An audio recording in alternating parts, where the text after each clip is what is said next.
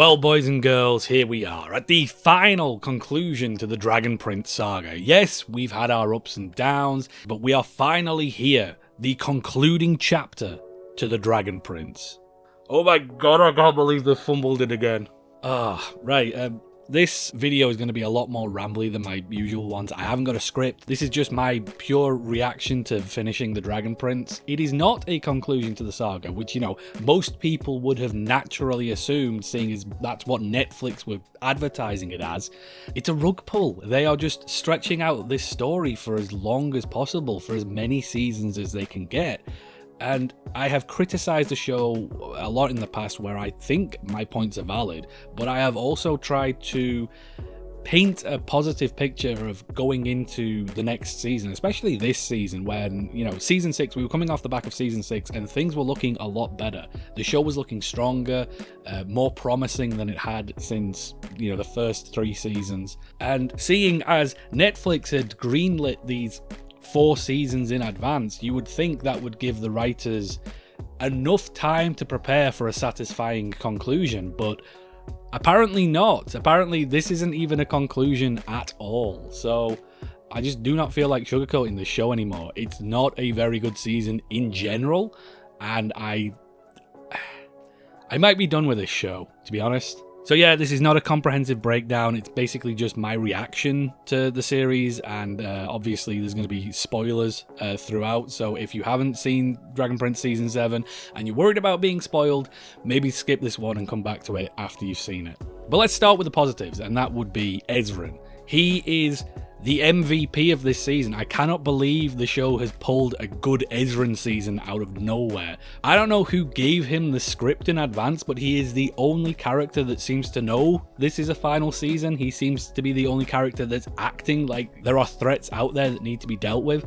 He's arriving back in Katolis and finding the city destroyed, and is consoled by Callum, and he vows vengeance on Sol Regum for, you know, casting this dragon fire down on his citizens, which is maybe a little bit rich coming from Ezran, given that he burned many of his own citizens on Dragonback, but I digress. And also maybe feels a little bit out of character, seeing as Ezran has always been the peace and love, reconciliation, friendship kind of guy, that he would snap at this point. But I think they do a pretty good job of, like, showing why Ezran is feeling this way, given that he's sort of like reflecting on his dad, and this was the home that he was raised in and that his dad had passed down onto him, and he's not being able to keep it safe, not being able to keep it protected, snaps something in Ezran. So I think they do a decent enough job of establishing why he feels this way.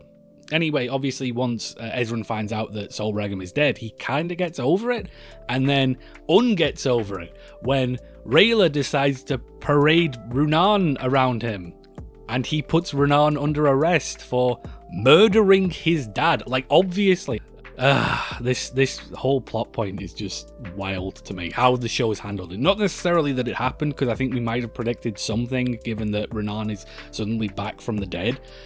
But this leads to Ezran and Rayla essentially falling out because Ezran has put his dad's murderer under arrest. But then Rayla tries to argue with Ezran that actually his dad's murderer is a totally cool guy.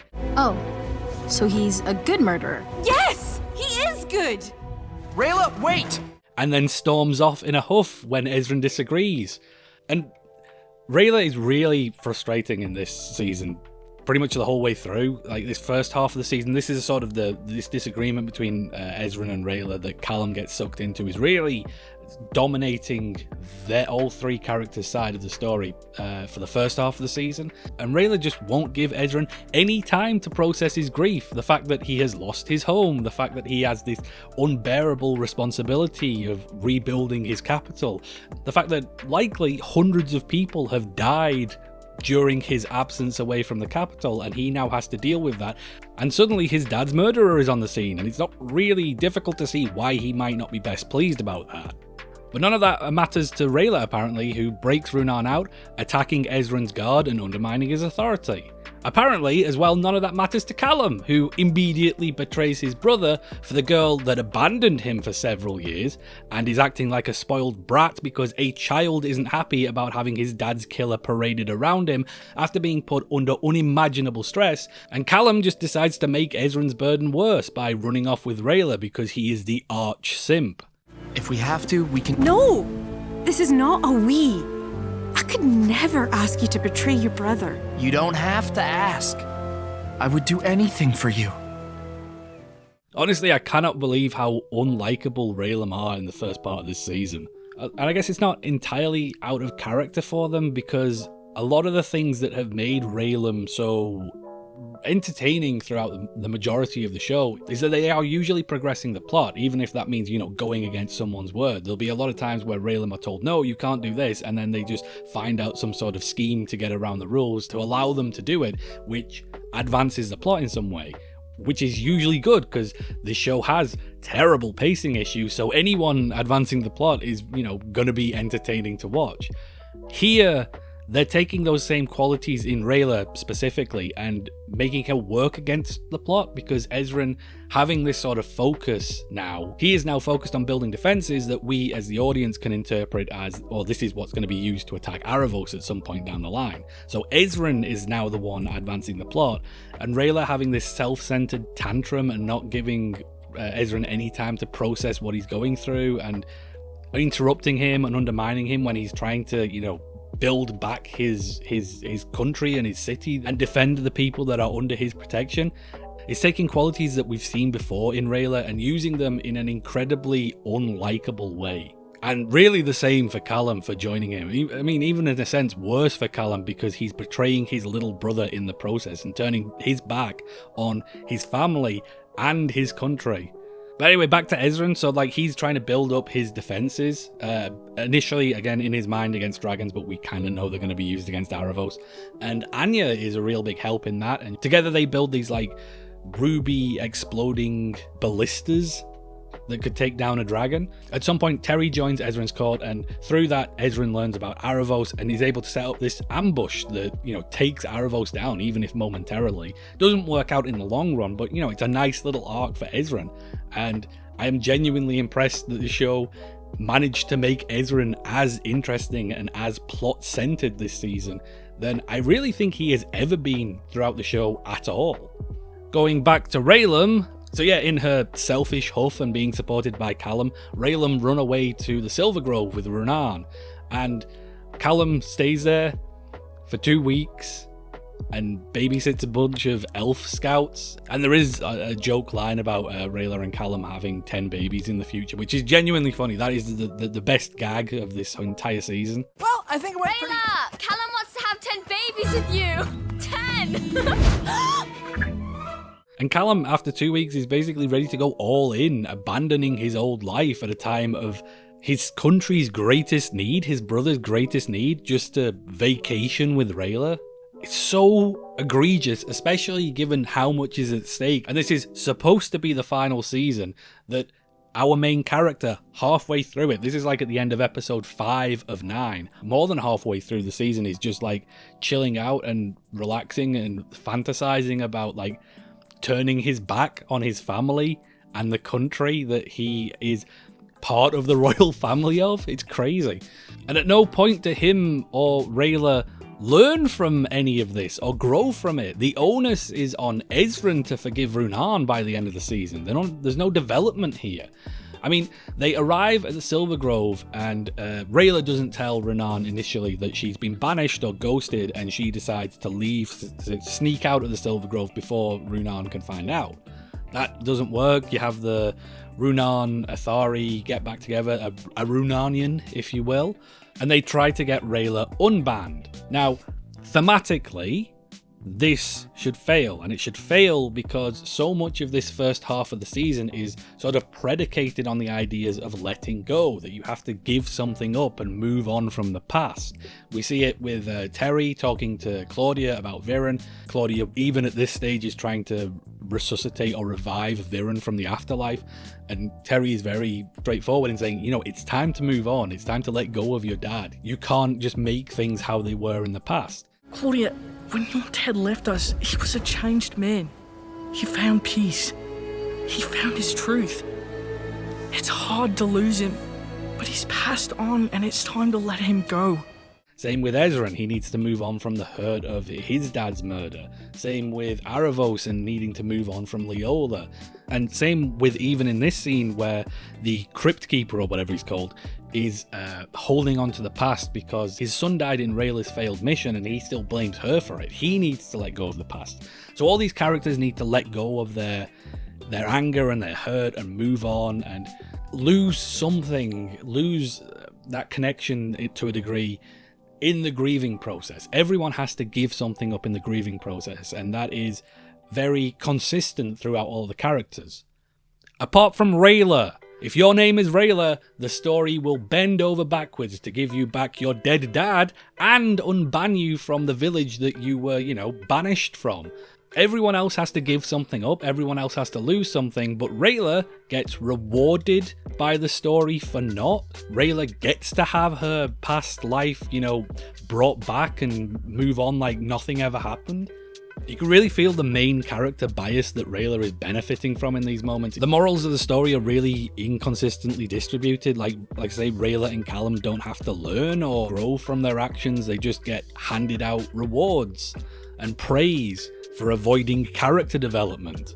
It's crazy to me. I have no idea how this show managed to make Ezran so interesting this season while absolutely fumbling Rayla at the same time. Especially because in my video last season, I said this about Ezran. I'm less hopeful for Ezran. I'm not really sure what they can do for his character arc at this point. And I said this about Raylan. So yeah, nothing particularly surprising here, but this is a list of things that are good about the Dragon Prince, so pretty much has to include Raylan by default. And now, somehow in Season 7, the tables are completely turned. Anyway, moving on to Aaravos a little bit. Aaravos was incredibly disappointing to me.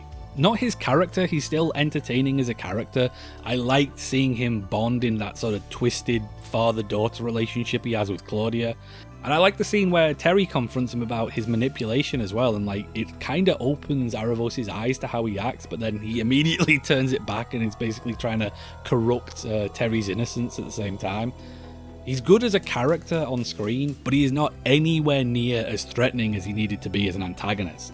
He is so much weaker than the story has built him up to be, and he barely does anything amazingly incredible when it comes to magic.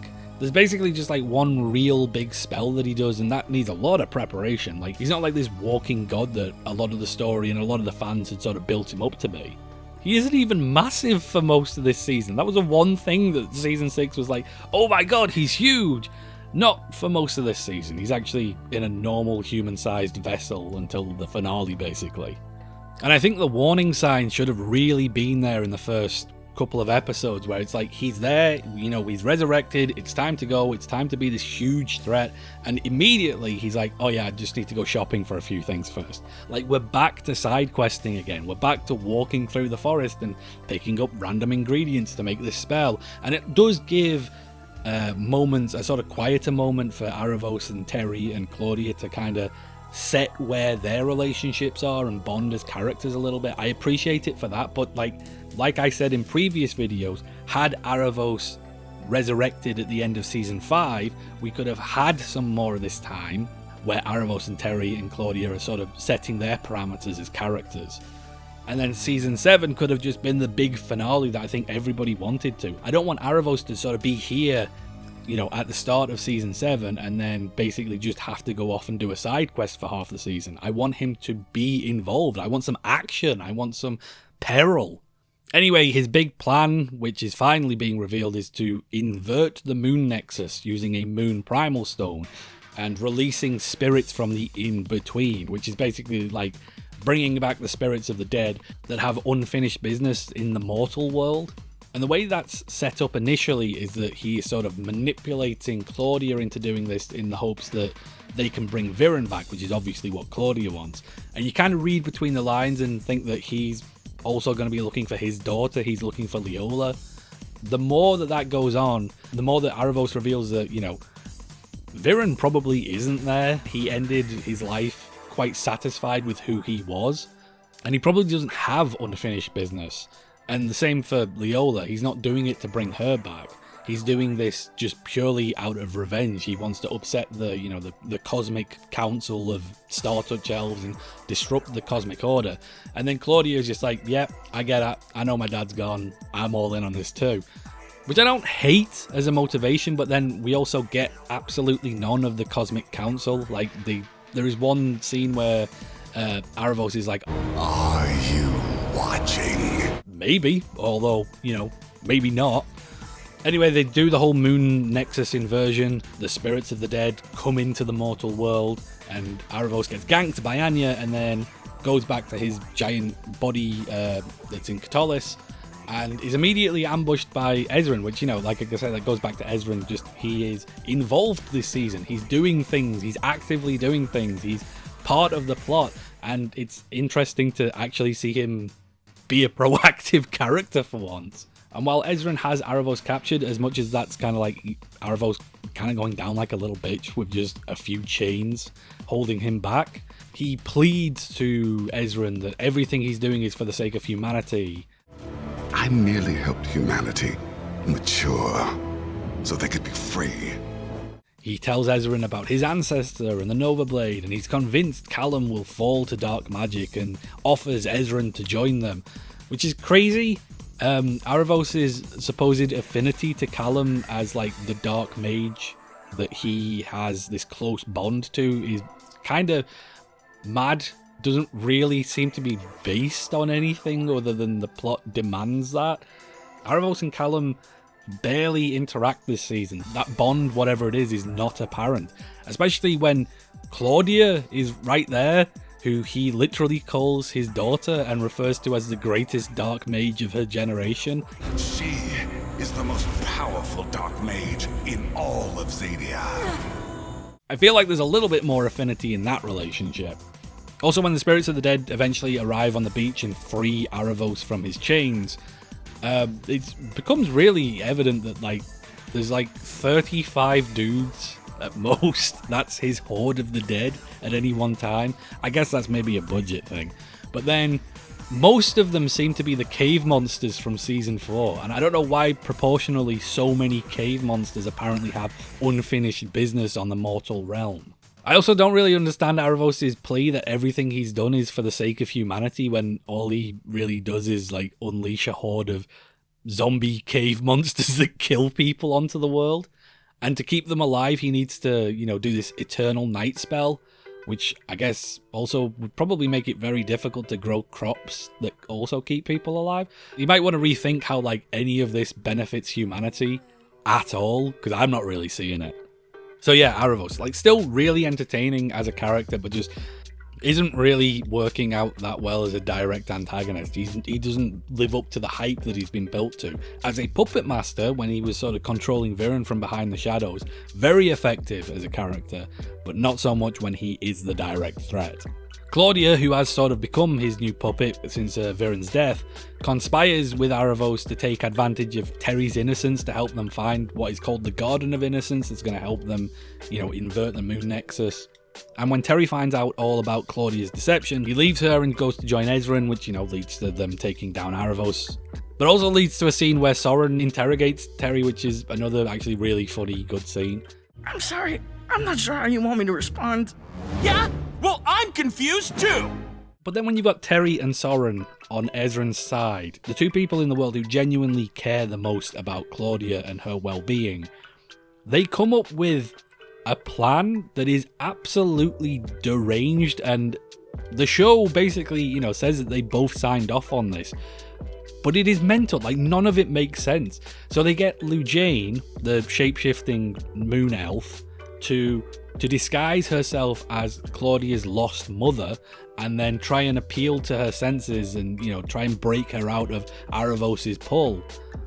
Which Claudia sees straight through and then stabs Lujane. Completely justified as far as I'm concerned. This plan is terrible. What is the long-term thinking here? That Lujane is supposed to talk Claudia down from her evil plans and from Aaravos' evil plans, And then what? Just spend the rest of Claudia's life disguised as her mother? You know, that's not going to make sense. At some point, this deception is going to have to come clean. And then you've got Claudia, who is, you know, not mentally stable at the best of times, being lied to by her brother and her ex-boyfriend, using her unresolved childhood hang-ups about her absent mother to try and manipulate her into joining their cause. None of this was going to work out, and it really does a disservice to Terry and Soren's characters that they agreed to this plan in the first place. There's a lot of weird things like that this season that just feel like first drafts or rough drafts that just somehow made it through to the animation process without anyone really sitting down and going, in season 7, is this the best story we could have written? Do we not want to refine any of this stuff? Because you know exactly how a second draft, a more refined draft of that scene would go. It wouldn't be Lou Jane in that position. It would be Soren probably trying to talk Claudia down by letting her know about Viren's last moments, about his sacrifices in saving Katolis. That would be way more emotionally engaging and tie back into what happened in season 6 a lot better than whatever this is. And you can even keep her stabbing him in the back, creating some actual tension, showing how far Claudia has fallen, and having way more impact than her stabbing some tertiary character that, let's be honest, nobody actually cares about. As for some of the other characters, Astrid was teased as maybe having a more significant role this season, and she kind of does, but she's not like a major player or anything. Although I do like her because she is, again, a character that is just purely here to advance the plot. Turns up to like Rayla and Callum and is like, "Hi, Aaravos is back, maybe you should do something about that," and then flies off to tell Amaya about Aaravos as well, which again leads to another really funny scene where Astrid has no idea who she's looking for, so she's just asking random people if they're Amaya. Excuse me, are you Aunt Amaya? Oh, well, nice to meet you anyway. Are you Aunt Amaya? No? How about you?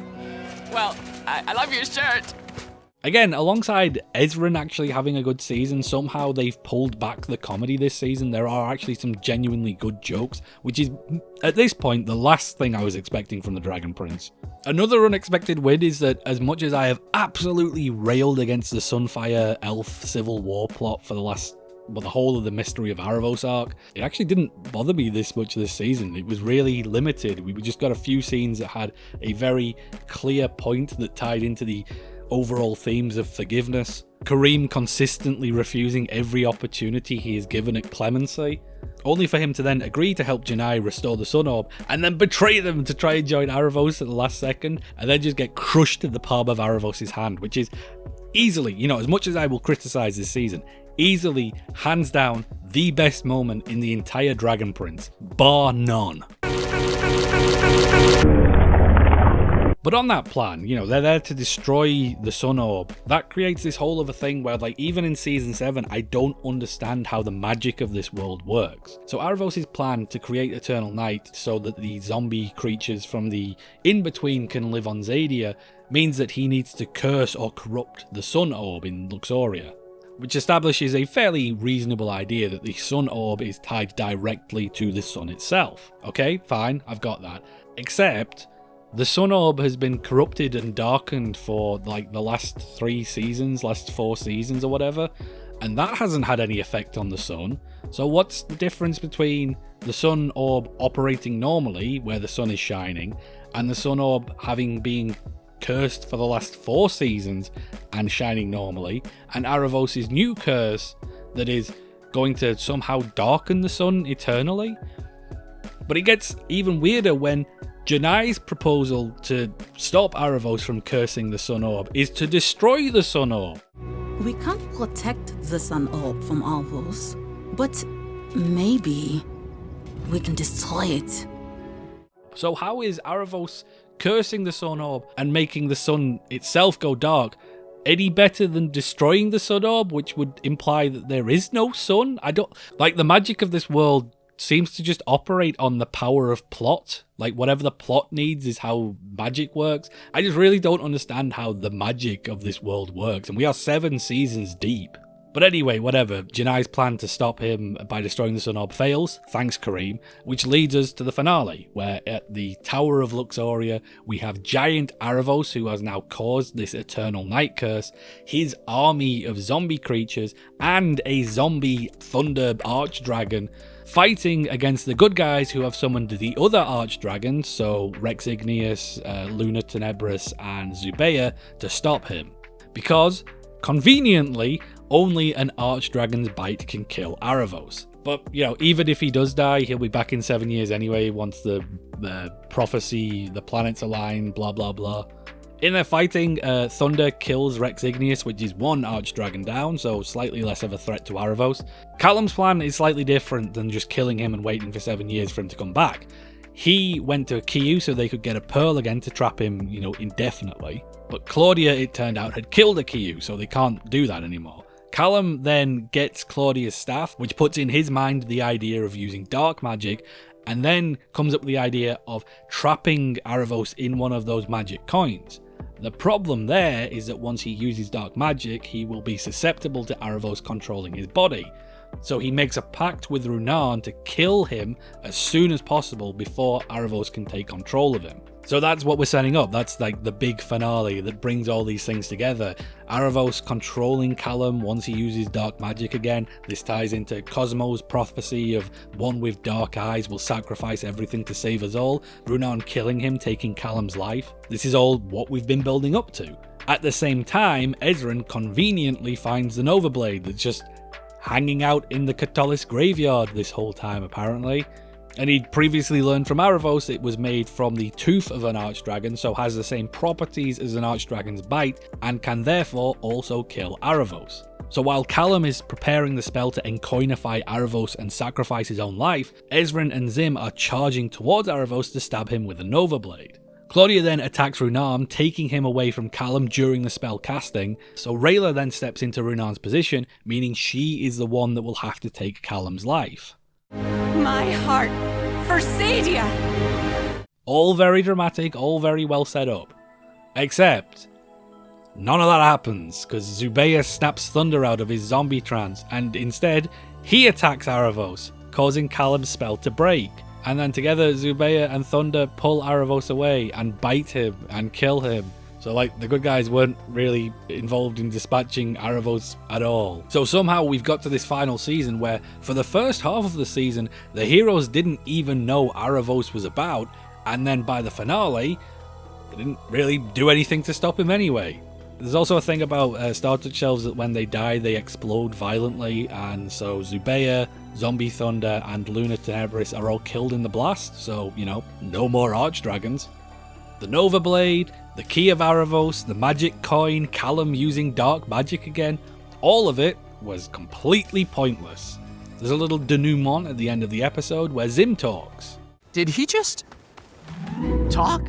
Yeah, this is what I sound like. Thanks. I hate it. And we also get the Harrow bird theory confirmed, which undermines Ezran's trauma, but whatever. Thanks. I hate it. Claudia vows to wait for Aaravos' return in 7 years, and Ezran founds a new human elf city that Terry names Everkind. What a great conclusion. Nothing's resolved. So this is not a finale, this is a rug pull. A couple of days after this series dropped on Netflix, Aaron and Justin, showrunners for The Dragon Prince, did an interview with the channel Cartoon Universe, which was quite enlightening to me because it just becomes very apparent that the motive behind this show is not really to tell as good a story as possible, it's to drag it out for as long as possible. The showrunners asking for fan support to get them more seasons of the show after squandering the last 4 that they were already gifted really doesn't sit right to me. If you're on team, man, I want the whole story guaranteed and sooner, then maybe we should have figured out how to tell the story in 7. Like, Aaron and Justin were on this interview asking for people to, tell your friends, get them all to watch The Dragon Prince, because it's really important that we hit those viewing figures on Netflix so that we can, either through Netflix or some other streaming service, get the seasons we need to end this story. And you already had the seasons you needed to end this story. I'm sorry, but shows hardly ever get 4 seasons greenlit in advance. Tell everybody you know to watch the show. In the next 28 days. I mean, in the next 28 days, yeah. Don't assume that people will get it on their Netflix thing, because sometimes they don't. And so just tell everybody, and they'll go, I'm tired of you talking about this awesome show. And you'll go, it's so awesome, you have to watch it. We've already done this song and game after season 3. After season 3, the showrunners went on this whole thing about, oh, let's complete the saga, tell everyone you know. They were asking people to put the show on repeat on their Netflix, even if they were watching it or not, just to artificially bump up the viewing figures, to try and convince their investors or Netflix or whoever's paying for the show to greenlight more seasons of The Dragon Prince, which happened. And we had this whole campaign about, let's complete the saga, let's end the saga, we want to see the full saga. And that was successful, and resulted in the Mystery of Aaravos being greenlit. 4 seasons greenlit in advance. And yet here we are at the end of that saga, at the end of season 7, and again, the showrunners are asking the fans to drum up artificial hype, to drum up artificial word of mouth, so that they can get another 3 seasons. To me, the responsibility is not on the fans to do unpaid marketing for The Dragon Prince. To me, the responsibility is on them to create a story that naturally attracts enough fans to want to see more of their work. If you're going to get 10 seasons greenlit, it should be because you have a story that is naturally that engaging for that long. Not because you are essentially holding the finale hostage to drag the story out as long as possible. I think we can all think of a few shows that got dragged out way beyond their peak. I mean, Simpsons is the obvious one. It was a victim of its own success. It was this huge cultural phenomenon that became essentially too big to cancel. So you get to the point now where the show has been bad way longer than it was ever good. The Dragon Prince at this point really kind of feels like that. The first 3 seasons were decent, but these last 4 have just been an absolute mess. Except it's not because The Dragon Prince is so big that it's too big to be cancelled. It kind of feels like it's that way by design. It is Zombie Simpsons by design. The showrunners are actively stretching this story out, holding off on concluding it for as long as they can, because it's almost like, well, if we wrap up the story, then there's no more story to tell. What are we supposed to do then? And at this point, the fact that we're now doing this whole, fan begging thing, come on, support the show, come on, you want to see this story concluded, don't you? Kind of feels like it's just stringing the fans on as long as possible, and in a way taking advantage of their good nature and the sunk cost fallacy. You already asked for and were given these last 4 seasons, so what's to stop them asking for more by the time we get to season 10? This phase 3 of the story came out of nowhere. The saga was only supposed to be these 7 seasons. What's to stop them getting to season 10 and then revealing that there's actually this phase 4? That's going to conclude the story. We need 3 more seasons. And from what I can see from the fandom, a lot of them, and I've got to admit myself included, are a little bit fed up of being strung along by the Dragon Prince this way. As much as I would like to see how this all wraps up, there is a part of me that feels like it kind of doesn't really deserve it. I mean, there's so many shows that get cancelled that have great premises or great seasons or great first seasons and then get cancelled after that. To see The Dragon Prince last for 7 seasons and still not want to wrap itself up, to still want to drag on for another 3 at least, there's a part of me that thinks it just doesn't deserve it. And even if it does get those 3 seasons, after being strung along by this show for so long, I don't really know if I have the energy to watch them. I don't know, maybe I should take a leaf out of their book. If this video does incredibly well, like, comment and subscribe, then maybe I might watch them, but as it stands, I'd be quite happy to walk away from The Dragon Prince right now, to be honest. Anyway, they're my unscripted, random, rambling thoughts. What did you make of The Dragon Prince? Have you seen it yet? What did you think of this conclusion that's not a conclusion? Are you excited about the idea of more Dragon Prince seasons? Are you fed up with it? Are you done with it? I don't know, there's a lot of different opinions out there, I think, at the moment in this show. So I'd like to hear what your thoughts are as well. But anyway, the next video will be a lot more focused and a lot more scripted than this, so if you didn't like the rambling nature of this one, maybe the next one will be more up your alley, and until then, thanks for watching.